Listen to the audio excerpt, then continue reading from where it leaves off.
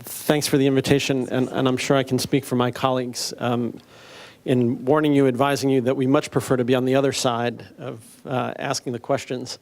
Don't always feel comfortable with the tables turned, but it's fun to be with such a great group of experts, many of whom have been hugely helpful to me personally, and I know to all the reporters trying to cover these amazing events for now what's almost the last year. I'm not being rude. I have my notes are written on the phone, if you forgive me, but it's not editors who are calling. I promise I'd ignore them for you. But basically, I just wanted to offer a few points, then let my colleagues speak, and we hope this conversation is really driven by your questions. But it really is amazing to think it was almost a year ago, a Saturday night, a rare night when I was actually out to dinner in Moscow, where I'm based, with my wife. And as we were heading home, I was saying to her, you know, I'm really worried about this protest that's supposed to happen in Kiev tomorrow. Should I go, not go? You know, it could really get out of hand. I said, well, you know, if you're really worried about it, just go. And so 6 months later, I got home. It wasn't quite that bad. But in fact, normally, you know, at the New York Times, we move in a pack with photographer, translators, you know, some entourage. And in this case, I grabbed a backpack, the one I have here with me, bought a plane ticket, didn't take clothes, didn't take anything. And of course, the story hasn't stopped since then. I got back through Moscow to get clothes on the way to the summit in Vilnius. But it was that first day, actually not on Maidan, on Europejska Plosha, where things really sort of got going and got started. And then, of course, Vilnius, where the association agreement wasn't signed. And so I wanted to give a couple of thoughts on sort of the various inflection points, or actually the moments when we wouldn't have had any more story to cover because Maidan was practically dead. And one of the first was right after Yanukovych refused to sign in Vilnius, and everybody thought that was it on Maidan. There was quite a lot of pessimism. And in fact, they were thinking of a march and rally that Sunday from Shevchenko Park, which is what had happened before, over to Maidan. And Ruslana was on her way out to announce this, and at the last minute, they grabbed the paperback, scratched out the march, and told her, just make it a rally in Maidan, because there won't be enough people for a march. It'll look really small. And so that's what was announced. And in fact, in Vilnius, a bunch of us were sitting around sort of figuring out how was the coverage going to go that weekend. It was Friday, and I had a drink that night with Masha Danilova from the AP, who's also did some great work these last few months. And Masha was saying, oh, go home to Moscow, see your family. Come back on Sunday when they do this rally. And luckily, I'd hedged my bets. And so I had the 5 a.m. flight to Moscow, and then the flight next straight connecting into Kiev. And everybody going directly back to Kiev, including Mustafa Nayam and a bunch of the great Ukrainian journalists were waiting for the one direct Vilnius to Kiev flight later that afternoon. And of course, it was that night that the Berkut, the police, had inexplicably gone out and beaten the hell out of protesters in Maidan. And now what had been a political protest that was really, you know, about to fizzle out for lack of oxygen became a protest against police brutality and heavy-handedness involving lots of moms and grandmothers, and an incredible spontaneous demonstration outside St. Michael's Golden Dome, where a lot of the protesters had sought refuge in the monastery.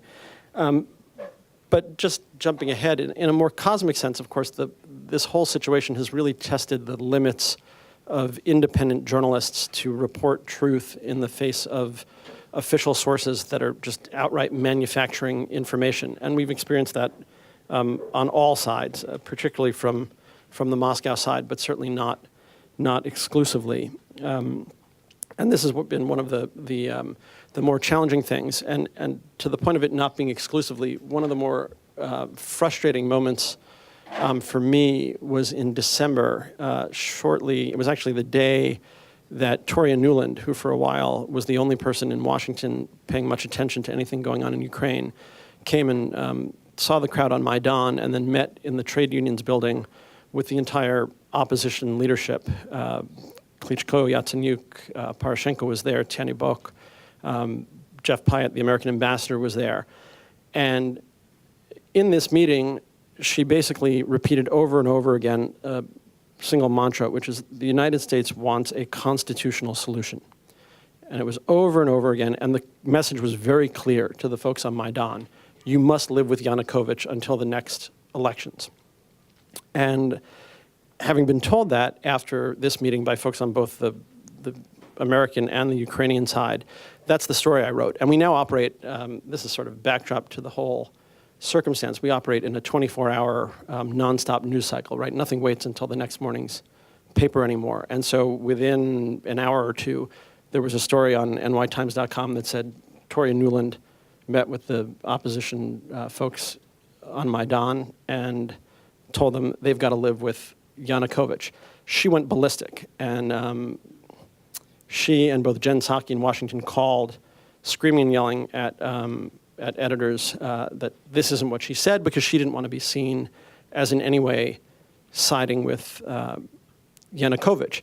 And it's a funny thing we have at the New York Times, where a lot of the folks who do international news have not worked in Washington. I actually moved to Moscow from covering Congress. My editors have a sick sense of humor.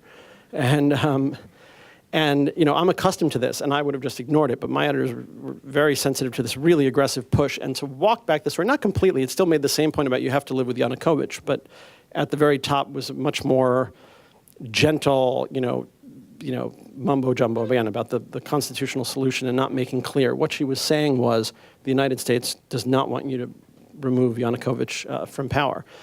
As the months went on, and people started asking over and over again, was Maidan an American project?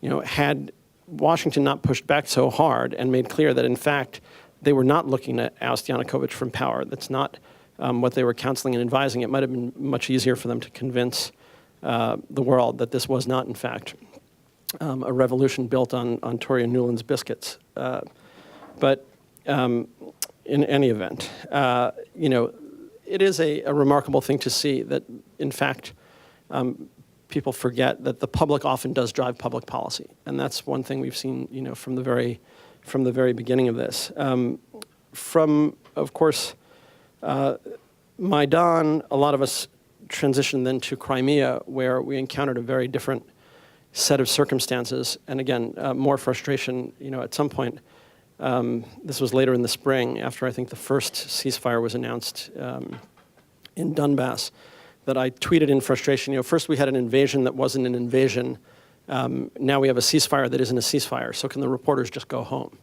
You know, it gets very frustrating, but, you know, as you know, we took, you know, pictures of the Russian license plates on military vehicles that sometimes would disappear, you know, within an hour.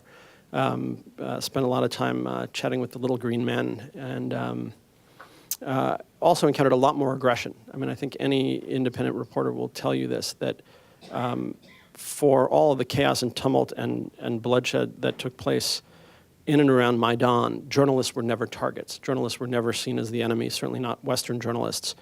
And in Crimea, we were immediately the enemy. In fact, people were often quite aggressive. And the disinformation campaign was very, very effective from the beginning.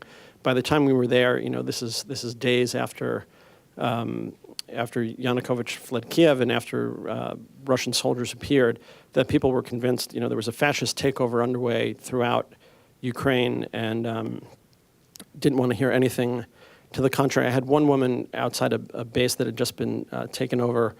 I picked up a phone for a call from editors, and hearing me speak in English, grabbed the phone, started beating on me. I mean, a woman of about 60, just quite hysterical. So it was a much different environment there for reporters as it continued to get worse, and you'll hear from my colleagues in the East. One of my favorite moments, though, in Crimea was from one guy who actually did have a more sophisticated take on the situation. When I interviewed him, he was parading with a pro-Russian placard on the street, said, no, they're not all fascists. He said, Yatsenyuk is an American agent. Klitschko is a boxer and a German. Tennybok's a fascist. I said, okay, at least there was some sophistication there. He also recommended the best Crimean Tatar restaurant in Simferopol and was right, so trust the local sources. The other interesting thing, and I hope Natalia will talk about this, has been the role of Ukrainian journalists in Maidan and in this process from the very beginning, with Mustafa Nayyem of Ukrainska Pravda sort of first sending out or being credited with the first Facebook post that called people to Maidan. That's been a fascinating process to watch unfold, and challenging for some of us as we see some of these former colleagues now transitioning into politics. But again, the larger takeaway is the importance of an independent media, you hope, in trying to report and bear witness to these events, and the increasing challenge as governments take on almost a surreptitious role, running media outlets, whether it's Russia Today or websites or the trolls that are working the internet, really creating an amazing cloud of disinformation that increasingly underfinanced and outmatched news organizations have to battle against. So with that, let me turn it over to Natalia.